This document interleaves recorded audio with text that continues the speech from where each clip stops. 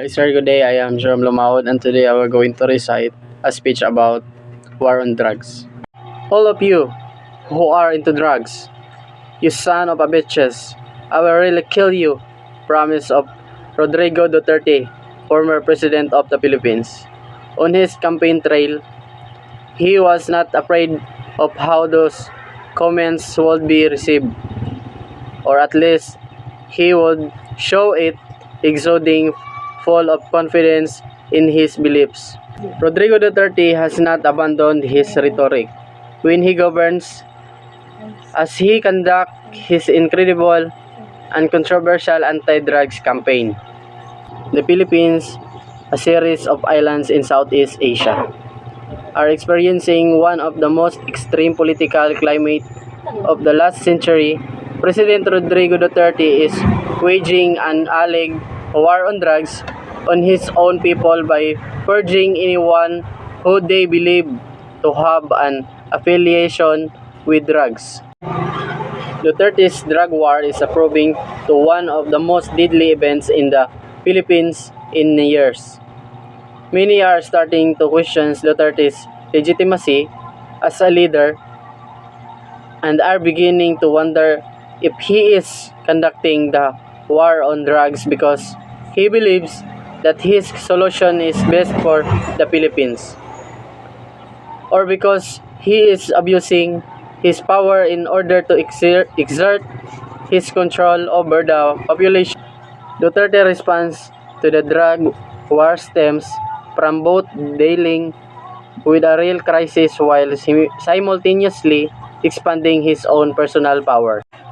President Duterte has been a politician for a long time, and his love for his people and his country.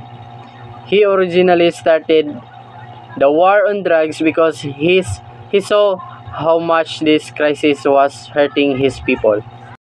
Duterte believed that wiping the drug trade of the map entail wiping the people involved of as well.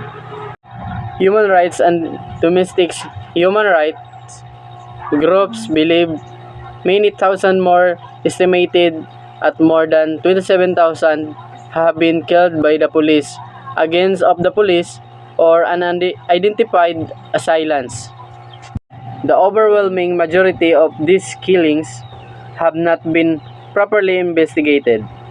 According to the Philippine Department of Justice in January 2019, just 76 deaths have led to the investigations.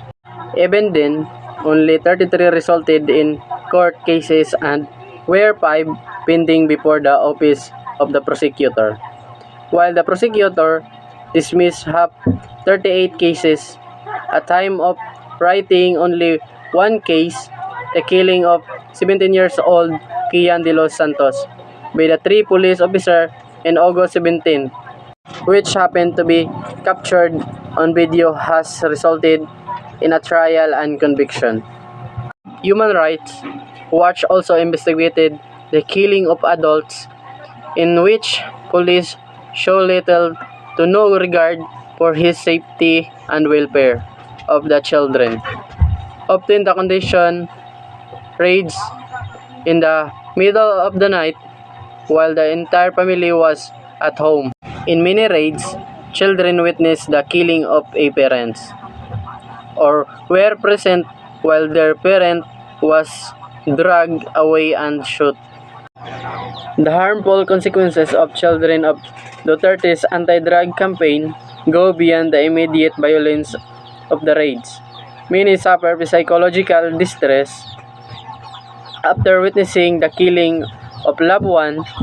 Some children have had to leave their homes and community, either going into hiding or relocating because they and their family member feared for their lives.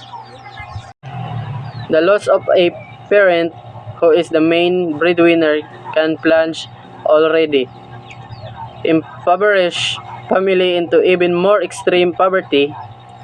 Many children are left with no choice but to work, and some end up homeless and living in the streets further exposing themselves to the danger, violence, and criminal activity. Human Rights Watch believes governments should ensure respect for human rights in their policies and practices on the use, possessions, production, and distribution of drugs. We oppose the criminalization of the personal use of drugs and the possession of drugs for personal use. To detect, prevent, and remedy the harmful use of drugs, government should rely on non-penal regulatory and public health approaches that do not violate human rights.